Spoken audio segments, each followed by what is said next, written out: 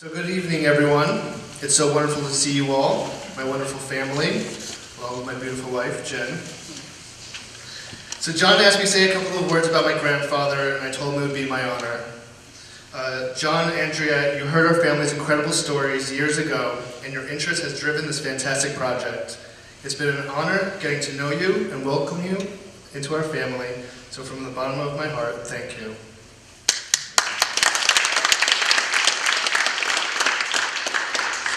I and my siblings, Stacy and Andrew, are fortunate to have been raised in this wonderful family.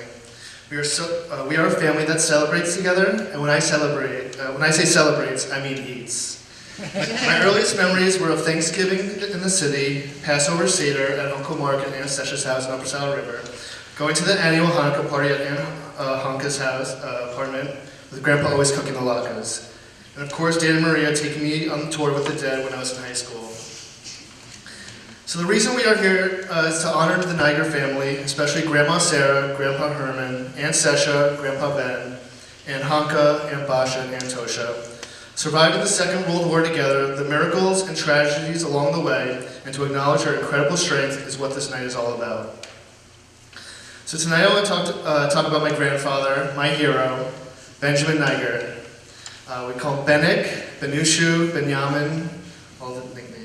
I moved into the city almost 7 years ago and have had the privilege of living 5 minutes away from my grandfather. I've spent almost every day with him, and I make an effort to learn as much as I can from him. Grandpa has always had a pure love for life, enjoying every moment without a worry in the world. So my early memories of my grandfather were full of adventures. Each adventure with Grandpa, whether riding on his motorcycle in Brooklyn, scuba diving in Cozumel, or flying in his plane in New Jersey. We have a family joke that Grandpa is secretly James Bond.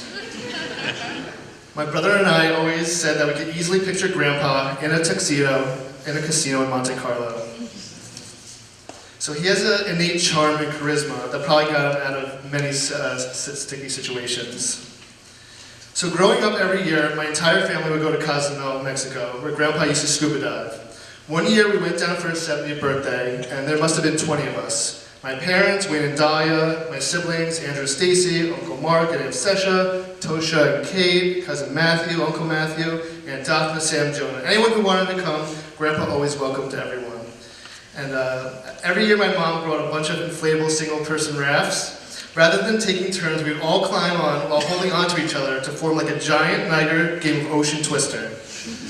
And I remember the non-stop howling laughter. It was magical. It was just pure family. Together we played cards in the wee hours, except for when we banned Aunt Daphne for being too crazy competitive. There were no TVs, no phones. It was just family. So Grandpa has a brilliant mind. He's been a successful inventor with numerous patents for things like the dimmer switch, to reset button at the bowling alley, and even a GPS system on the Apollo spacecraft that's on the moon. That's right. My grandfather's invention is on the moon right now.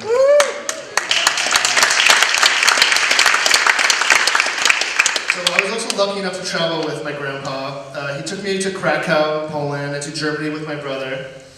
We also drove across the country together, and traveling together, I had the good fortune to see the world through his eyes. I got to see where he was born and lived as a child, and his stories came to life. The one thing that makes Grandpa so unique is his stories. He has stories and more stories. Even spending every day with him, he seems to amaze me by continuously telling stories I've never heard before. He's also a published author, taking his stories and putting his life down on the page. So my grandfather has always been a survivor, from surviving alone in the forest for months at a time as a young adolescent to becoming a soldier in the Israeli army. After surviving the Holocaust, he never took his life for granted. He appreciates how precious life is and lives every day like it's his last. Because of that, because they survived, we are all here today. Thank you so much.